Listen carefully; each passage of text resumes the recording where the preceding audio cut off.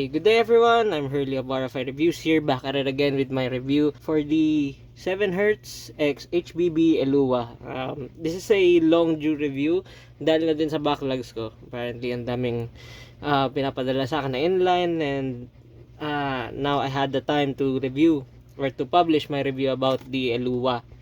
Okay? But before I proceed, I'd like to thank Linsol for sending this unit to me in an exchange for a very honest and transparent review. Rest assured na all of my reviews are honest and transparent to the core, including this one of course, para win-win sa ating lahat. And hindi na ako mahirapan mag-edit or mag-filter ng kahit ano. For a more concise review or for a written or readable review, you may check my page Orify and my catalog doon sa Headfi, which is Suicide Up yung name. But it is me, it is my one and only account. Okay? So it has been a while since I have auditioned the 7Hz X HBB collab, or no, not really, I mean an HBB collab in general. Pero yes, I have reviewed a handful of HBB collab IEMs.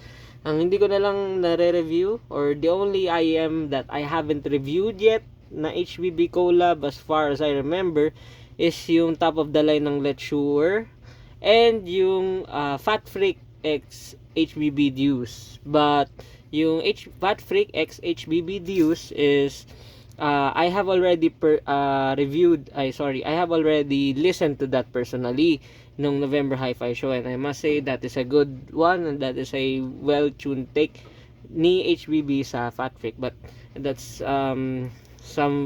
that's a review for another person perhaps. But here is the Eluwa. So again, this is an HBB collab, and this also implements somewhat familiar yung configuration ng QKZ X HBB Hades, which sports a dual LCP driver. So it can be a good thing or a bad thing, depende sa gagamit netong IEM na to. For me, it's a good thing because I love LCP drivers, but hey, your mileage may vary. So here's the box. As you can see, the box is, wait lang, focus it for you. Yan, as you can see, yan yung box niya. It is somewhat similar din sa 7Hz X 7Hz X Screen Knuckle Sal Notes 2 yung box. But yeah, as you can see, dual dynamic driver earphone, and then yung specification sa likod, it is 19 ohms. Yes, 19 ohms and 108 decibels sa sensitivity. Okay, and ito yung makukuha mo sa box, which is some pairs ng ear tips. They are very generous for this price. By the way, this is priced at around, sabihin natin, nasa $35 to $40. So under 2,000 pesos. And here are the IEMs itself. If I were to nitpick, I'd love to have this with a, kahit man lang, what do you call this, a pouch. A pouch or a case would be nice for this price. Pero I guess some people don't bother with that. Pero to me, it would have been nice. It would have been a good treat. And here are the IEMs itself. And as you can see, this is very rounded, very oblong in shape. I had no problems. What do you call this? I had no problems fitting this in my ear. And yan, see-through yung drivers niya. As you can see, two LCP drivers talaga. Yan, 'di ba?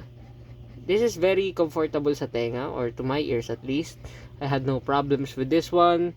Yung cable is very dead simple for its price. I mean, it does the job, pero to me, I would have loved to see a better premium feeling cable, if that is possible for this price. Sa drivability, again, I had no problems with it.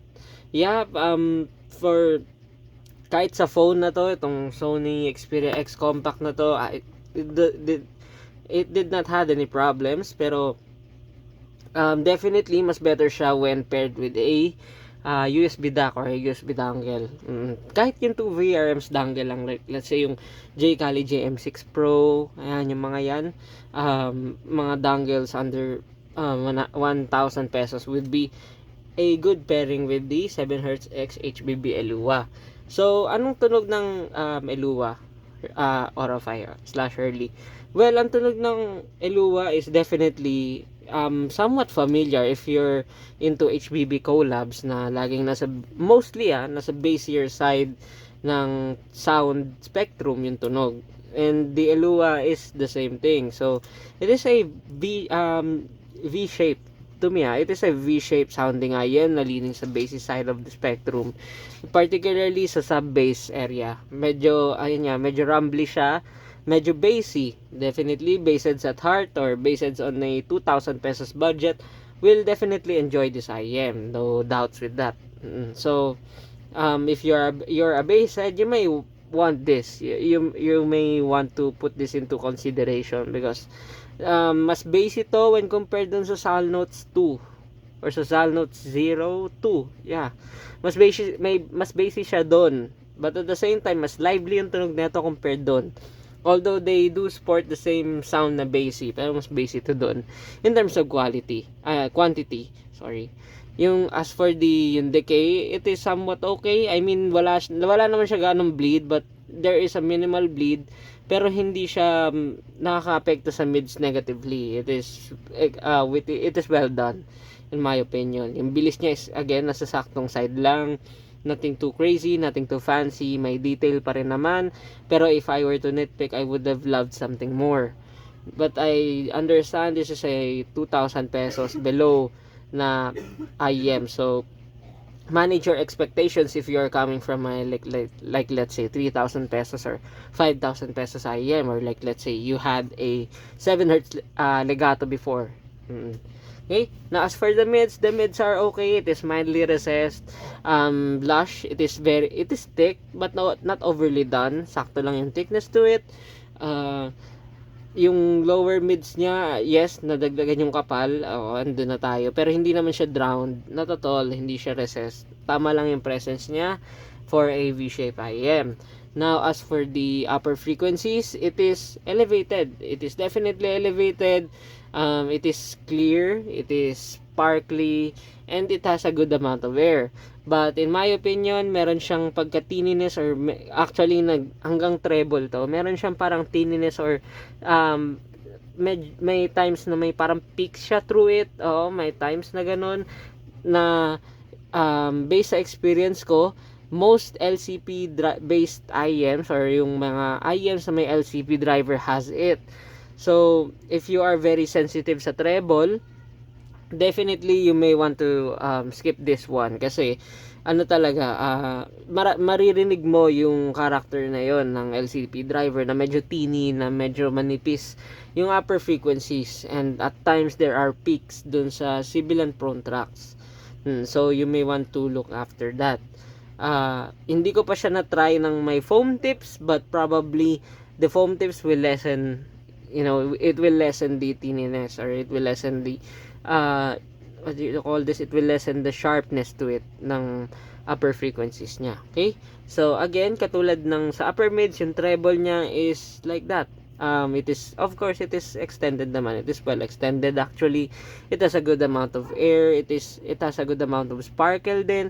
But at the same time, andun nga yung parang pagkanipis yung pagkatini ng treble ng upper frequencies. So I personally do not like that, pero most people will not be bothered with that kind of characteristic din, lalo na yung mga taong galing mostly sa V-shaped IEMs, or yung mga like let's say galing sila sa KZ before or sa Miniso IEMs before. Those share the same character. Ngayon medyo nag-improve na. Ito has that, pero hindi naman sobrang deal breaker. But then again, it really depends sa tenga mo if kaya mo yung ganong type ng characteristic. Yung detail retrieval niya, yung resolution is okay for its price. It is average at best. Meron namang micro details to it, but don't expect this to be a clinical sounding IEM or a analytical sounding IEM. Okay?